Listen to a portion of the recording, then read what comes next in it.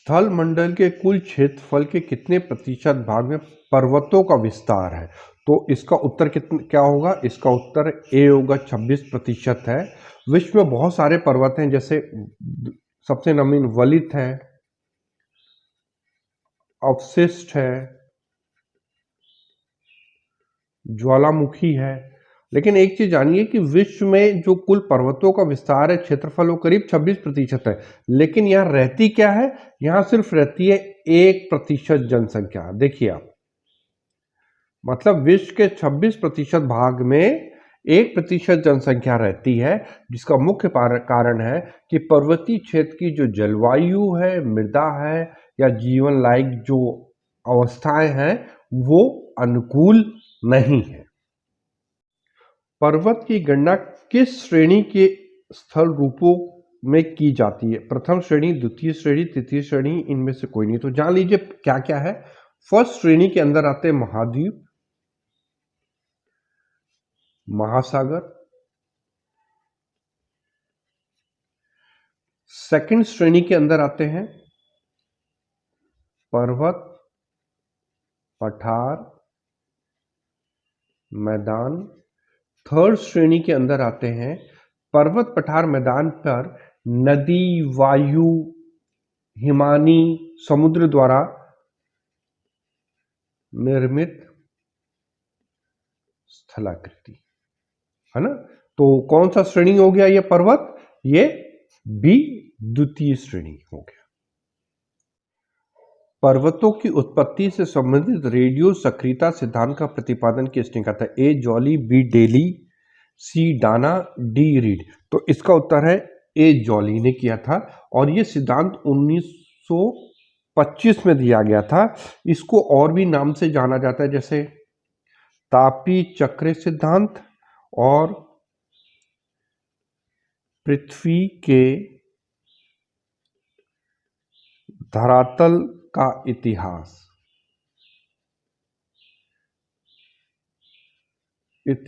आदि नाम से जाना जाता है, ठीक है। और इन्होंने इस सिद्धांत का प्रतिपादन, तो इसका उत्तर ए जॉली होगा। पर्वत निर्माणक भूसनत्ती सिद्धांत का प्रतिपादन किसने किया था? ए जेफरीज, बी होम्स, सी डेली, डी कोबर ने किया था। तो इसका उत्तर है डी कोबर। सबसे पहले जान लीजिए कि भूसनत्ती होती क्या। वास्तव में भूसनत्तियां लंबे, संकरे, उथले मतलब कम गहरे, निरंतर धंसती हुई सागरी भाग होते हैं। इस शब्द का प्रयोग, भूसनती शब्द का प्रयोग सबसे पहले डाना ने किया था। लेकिन पर्वत निर्माण से संबंध कैसे है, इसको किसने बताया था संबंध को, कि भूसनती और पर्वत निर्माण का संबंध यहां पे लिखेंगे, भूसनती व प्लस पर्वत का जो कॉम्बिनेशन था वो किसने दिया था? वो दिया था हॉल ने, ठीक। पर्वत निर्माण से संबंधित जेफरीज का भी सिद्धांत था, जिसको कहा जाता है तापी संकुचन सिद्धांत, जिसको हम थर्मल कंसंट्रेशन थ्योरी कह सकते हैं। इसके अलावा जो डेली का था, ये डेली है ना, उसका था महाद्वीपीय फिसलन सिद्धांत, इंग्लिश में इसको कहेंगे स्लाइडिंग कॉन्टिनेंट थ्योरी था। और होम्स का था सौमन कन्वेंशनल करंट थ्योरी, ये होम्स की थी। ये तो सभी ने दिया था, लेकिन ये जो पर्वत भूसनती सिद्धांत वो किसका था? कोबर का था। अवशिष्ट पत्थर रेसिडुअल माउंटेन का उदाहरण नहीं है। सबसे पहले समझ लीजिए अवशिष्ट पर्वत क्या होते हैं। ऐसे पर्वत जो अतीत काल में तो बहुत ऊंचे थे, लेकिन अपरदन के कारण उनकी ऊंचाई में कमी आ गई। तो ए अरावली, बी अपलेशन, सी फ्यूजियामा, डी विंध्याचल। तो इसमें होगा सी फ्यूजियामा। ये क्या है? ये ज्वालामुखी पर्वत है। ये क्या है? ज्वालामुखी पर्वत है। कहाँ पे है? जापान पर। उसके अलावा दुनिया का सबसे पुराना जो पर्वत है, अवशिष्ट पर्वत, वो क्या है? अरावली। उसके अलावा विंध्याचल है। इसके अलावा भारत में पश्चिमी घाट भी है, पूर्वी घाट भी है, पारसनाथ भी है, महादेव भी है, सतपुड़ा भी है। ये सब किसके अंतर्गत आते हैं? अवशिष्ट पर्वत के अंतर्गत आते हैं। मृत सागर में उच्च लवणता का कारण, डेड सी कहाँ पे है? जॉर्डन और इजराइल पे। और यहाँ पे लवणता कितनी है डेड सी पे? हम लोगों ने अभी पढ़ी थी ना, 238। ठीक है। उच्च तापमान, न्यून वर्षा, स्थिर जल, वाष्पीकरण की उच्चतम दर।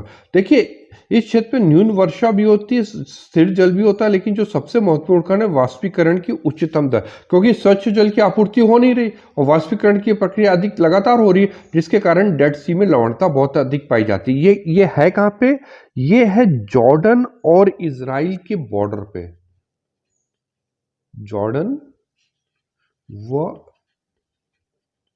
इजराइल के बॉर्डर पे है डेड सी। काला सागर में लवणता की मात्रा कम होने का कारण जल का स्थिर होना, कम तापमान, कम वाष्पीकरण, नदियों द्वारा स्वच्छ जल की आपूर्ति। तो इसका जो एकमात्र कारण है वो है स्वच्छ जल की आपूर्ति। ये रहा स्वच्छ जल की आपूर्ति। और यहां पे कौन कौन सी नदी गिरती? डेन्यूब, नीपर और निस्टर। ठीक है। और यहाँ की जो लवणता है वो करीब करीब 18 है प्रति 1000 ग्राम पे है। ये देखिए ब्लैक सी है और यहाँ पे देखिए डेन्यूब नदी है, निस्टर है और ये नीपर है। ये देखिए सारी नदियां आके ये काले सागर में गिर रही हैं, जिसके कारण यहाँ की लवणता बहुत अधिक कम है। निम्नलिखित में किस सागर की लवणता सबसे अधिक? अटलांटिक महासागर, प्रशांत महासागर, हिंद महासागर, आर्कटिक महासागर। इसका उत्तर है अटलांटिक महासागर। ठीक है। यदि औसत रूप से देखा जाए तो प्रशांत महासागर में यदि हम देखें, अलग अलग भागों में अलग अलग है। जैसे प्रशांत महासागर में इक्वेटर के पास सिर्फ 34 है। ठीक है, क्योंकि यहाँ वर्षा बहुत अधिक होती है। लेकिन अटलांटिक महासागर में यदि हम देखा जाए तो जहाँ पे अमेजन नदी गिरती है, कांगो नदी गिरती है, नाइजर नदी गिरती है और राइन नदी, वहाँ पे लवणता काफी कम हो जाती है।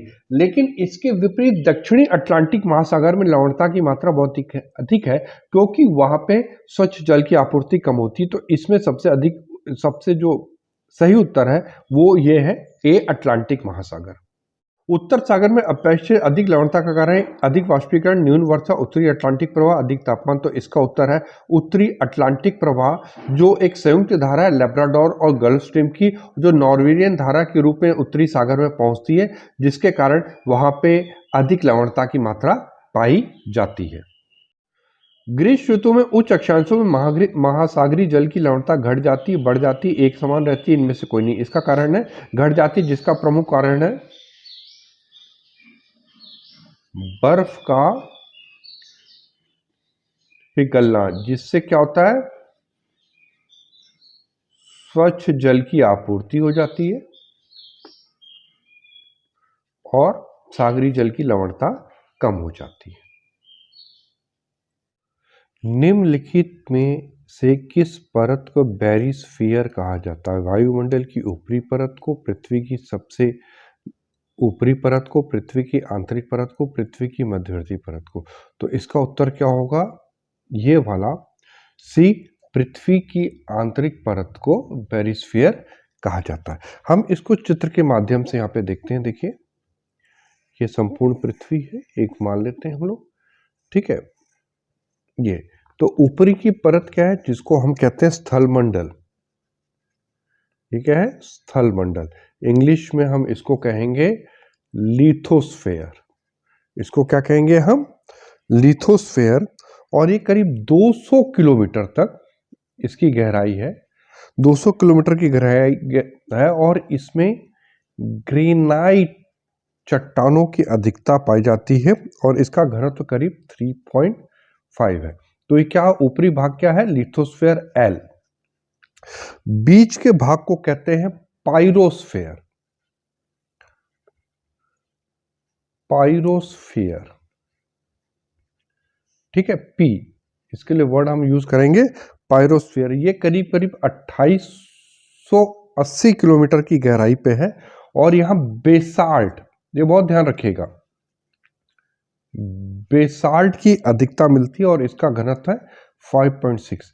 ये जो आंतरिक परत है, ये वाली परत, इसको हम कहते हैं बैरोस्फेयर या बेरिस्फेयर, ये वाला बेरिस्फेयर, ये आंतरिक भाग को कहते हैं। और ये 2880 से लेके पृथ्वी के केंद्र तक है, जो कितना है 6371 किलोमीटर पर स्थित है और इसका जो घनत्व है 813 है। और यहाँ पे नीफे,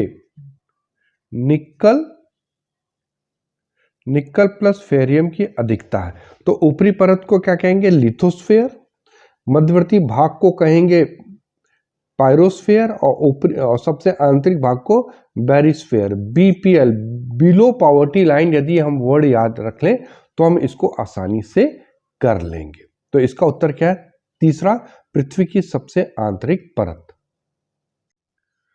12th क्वेश्चन, धरातल से भूगर्भ की ओर जाने पर गहराई के साथ तापमान वृद्धि की दर क्या है? 1 डिग्री सेल्सियस प्रति 165 मीटर, 1 डिग्री सेल्सियस प्रति 165 फीट, 1 डिग्री सेल्सियस प्रति 32 मीटर और 1 डिग्री सेल्सियस प्रति 32 फीट। तो इसका उत्तर क्या है? सी वाला, 1 डिग्री सेल्सियस प्रति 32 मीटर। लेकिन ये औसत है, इस तरह नहीं बढ़ता। एक्चुअली क्या है कि पहले 100 किलोमीटर पे ये जो तापमान है वो 12 डिग्री सेल्सियस के प्रति किलोमीटर पर किलोमीटर के दर से इसमें वृद्धि होती है। उसके बाद क्या होता है, फिर 300 किलोमीटर तक ये प्रति किलोमीटर 2 डिग्री सेल्सियस प्रति किलोमीटर वृद्धि होती है और उसके बाद अबव 300, इस बाद 1 डिग्री सेल्सियस प्रति किलोमीटर की दर से वृद्धि होती है। इस आधार पर माना जाता है जो केंद्र का तापमान है वो करीब कितना है? 2000 डिग्री सेल्सियस है। लेकिन औसत जो पढ़ा जाता है वो 1 डिग्री सेल्सियस प्रति 32 मीटर ही पढ़ा जाएगा। तो इसका सी वाला उत्तर बिल्कुल सही है।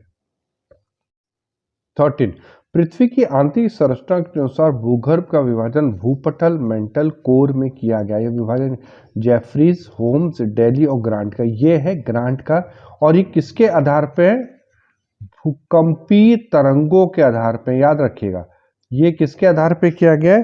भूकंपीय तरंगों के आधार पे ये विभाजन किया गया है। 14 क्वेश्चन, पृथ्वी का औसत घनत्व कितना है? औसत, ये गलत लिखा हुआ है, यहाँ पे हम लिखेंगे औसत, ठीक है। 5.5 ग्राम क्यूबिक सेंटीमीटर, 4.5 ग्राम क्यूबिक सेंटीमीटर, 3.0 ग्राम क्यूबिक सेंटीमीटर, 5 ग्राम क्यूबिक सेंटीमीटर। तो चलो इसको हम लोग कर लेते हैं। ये संपूर्ण पृथ्वी है, इसको रख लेते हैं। तो हमें पता है कि पृथ्वी की जो ऊपरी परत है लिथोस्फीयर, उसका घनत्व कितना है? 2.7 से 2.9। मध्य की जो घनत्व है उसका 3.0 से 5 है, 5.5 तक है। जो आंतरिक परत है इसका घनत्व है 11 to 13। तो ऊपरी परत का घनत्व तो हम बहुत आसानी से पता कर लेते हैं, लेकिन आंतरिक परत का जो घनत्व हमें किससे पता है? भूकंपीय लहरों से पता चलता है। तो चूंकि पृथ्वी के आंतरिक भाग में किसकी अधिकता है? निकल और फेरियम की। तो चूंकि ये लोहा है तो इसका घनत्व अधिक है। तो इसका मतलब है कि ऊपरी परत यदि 2.7 से 2.9 है और आंतरिक घनत्व 11 से 13 है, तो इसका संपूर्ण पृथ्वी का घनत्व कितना होगा? 5.5 क्यूबिक सेंटीमीटर पृथ्वी का आंतरिक घनत्व माना जाएगा। पृथ्वी का सर्वाधिक आयतन वॉल्यूम पाया जाता है भूपरपट्टी में, मेंटल में, आंतरिक कोण में, बाहरी कोण में। तो उसका उत्तर है ए मेंटल में। करीब ये 83% यहाँ पाया जाता है और जो कोण है ये दोनों मिला के ये करीब पाया जाता है 16% और 0.5% यहाँ पे पाया जाता है, 0.5%। तो याद रखिएगा कि जो पृथ्वी के कुल वॉल्यूम का है वो 83% किसके पास पाया जाता है? मेंटल में पाया जाता है। भारत में सबसे मंद जनसंख्या वृद्धि दर वाला राज्य कौन सा है? सबसे पहले भारत की कुल जनसंख्या वृद्धि दशकीय कितनी थी? 7.7 और वार्षिक कितनी? 1.64। तो अब इसमें देखेंगे सबसे कम जनसंख्या वृद्धि कहाँ हुई थी। एक तो हम जानते हैं कि नागालैंड में हुई थी, जो भारत की सबसे कम है, वो थी -0 कितना था, 6 था कि क्या था, बताइए जल्दी से। 0.6 था। तो इसका मतलब है कि जो नागालैंड ऑप्शन होगा ठीक है। और दूसरा केरल आ गया। केरल में जो जनसंख्या वृद्धि हुई थी वो थी करीब 4.9। तो यदि नागालैंड जहाँ पे होगा तो ये उत्तर अपने आप में सही हो जाएगा। तो इसका उत्तर ए होगा। लेकिन हम बाकी राज्यों का भी पढ़ लेते हैं। जैसे कर्नाटका की जो जनसंख्या वृद्धि थी 15.67 थी, जो असम की थी वो 17.1 थी। तो यदि देखा जाए तो जहाँ पे नागालैंड होगा, क्योंकि इसकी वृद्धि दर -0.6 थी, तो यही उत्तर बिल्कुल सही माना जाएगा। निम्नलिखित में कौन जनसंख्या वृद्धि का प्रमुख कारण नहीं है? गर्म जलवायु, चिकित्सा सुविधा, सी निर्धनता, डी अशिक्षा। इसका जो उत्तर है वो डी बी है, चिकित्सा सुविधा।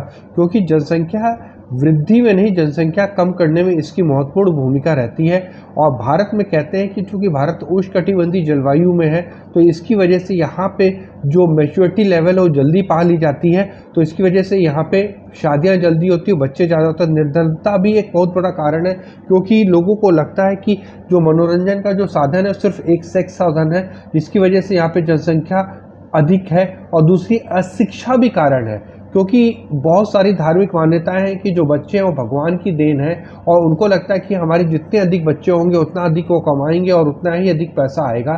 तो ये अशिक्षा भी एक बहुत बड़ा कारण है। तो ये 3 कारण तो हैं, लेकिन चिकित्सा सुविधा जनसंख्या वृद्धि का नहीं, जनसंख्या कमी का बहुत अच्छा बड़ा कारण है। 2011 की जनगणना के अंतिम आंकड़ों के अनुसार भारत का औसत जनसंख्या घनत्व प्रति वर्ग किलोमीटर कितना है? 267, 325, 277, 282। जो सबसे पहले जान लीजिए कि होता क्या है जनसंख्या घनत्व। होता है ये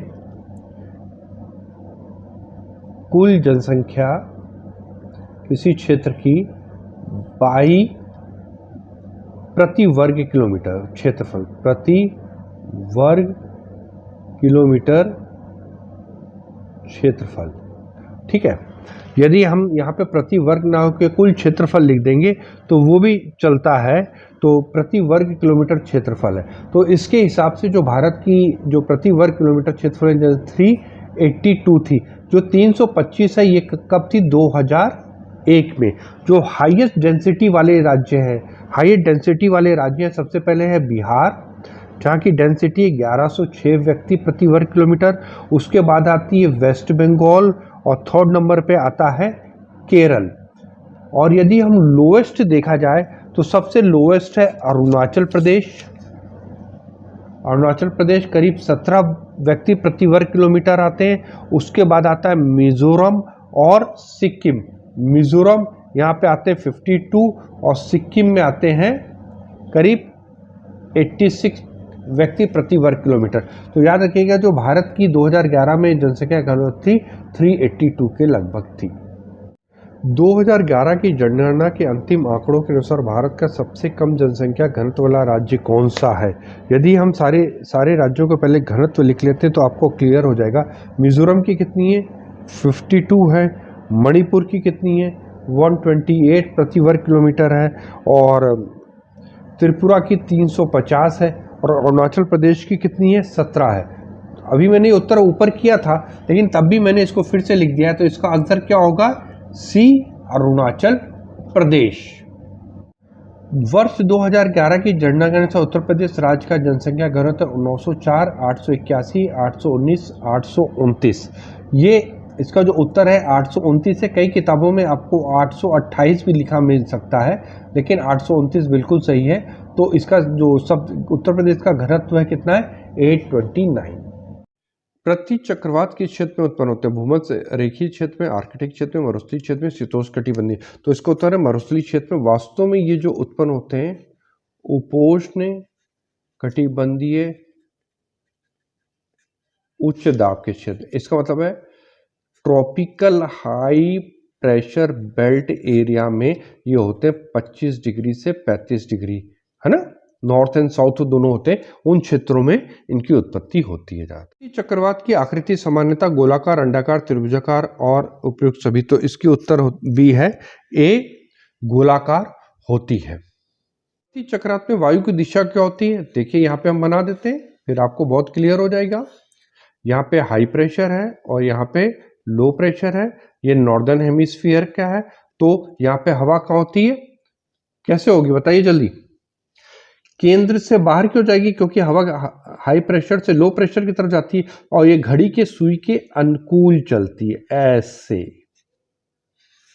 ऐसे। तो क्या होगा ये, तो उत्तरी गोलार्ध में घड़ी की सुइयों के अनुकूल तथा दक्षिणी गोलार्ध में घड़ी की सुइयों की विपरीत दिशा में। ये चक्रवात से बिल्कुल उल्टा होता है। चक्रवात में उत्तरी गोलार्ध में जो हवाएं होती हैं वो कहाँ होती हैं, घड़ी के विपरीत दिशा में चलती हैं, लेकिन प्रति चक्रवात में उत्तरी गोलार्ध में हवाएं घड़ी के अनुकूल चलती हैं। निम्नलिखित कथनों में कौन सा प्रति चक्रवात के संदर्भ में सही है। चक्रवात उच्च दाब का केंद्रयुक्त एक पवन तंत्र, प्रतिभा के में पवन की गति अंदर की ओर होती है, ये तो बिल्कुल गलत है। पवन की गति दक्षिणी गोलार्ध में प्रति चक्रवात के दक्षिणवाड़ होती है, नहीं, ये भी बिल्कुल गलत है। एक प्रति चक्रवात का योगदान एक क्षेत्र के मौसम निर्धारण करने में काफी महत्वपूर्ण होता है, बिल्कुल, क्योंकि यहाँ तो आसमान बिल्कुल साफ होता है, आसमान साफ होता है। तो इसका उत्तर कौन सा है, ए वाला बिल्कुल उत्तर इसका सही है। निम्नलिखित में कौन सा सर्वाधिक विनाशकारी होता है, तड़ी झंझा, हरिकेन, टाइफून और टॉर्नेडो। तो इसका उत्तर है टॉर्नेडो। सबसे ज्यादा दक्षिण पूर्व अमेरिका में इसकी उत्पत्ति होती है, यह सबसे खतरनाक होता है।